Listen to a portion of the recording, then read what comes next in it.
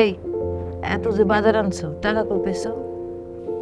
চুরি করি নাই, মেয়েরা খাইতে যাইছে তাই সারাদিন কাজ করছি, ওভারটাইম করছি। ভালো করছো। আচ্ছা চাউল আনছো তো 5 কেজি আনতে গেছিলাম। হ্যাঁ আনুম নে, কালকে আনুম নে। ও ওই দেহি বাবা কিস্তির স্যারে আজকে ফোন দিছিল, 1 সপ্তাহের মধ্যে কিন্তু টাকা শোধ করা লাগবো। আরে হইব হইব, সব হইব।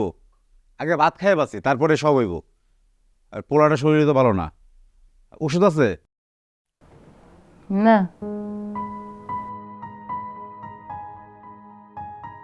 আর ম্যাডাম যে টাকা চাইলো তার তো কিছু করলে না। মায়েরা তো বিপদে পড়ছে, নাইলে এমন করে তো কইতো না। আর 2-3 মাসের টাকা বাকি। আর দিমু, 1 সপ্তাহের মধ্যে সব দিয়ে দিমু।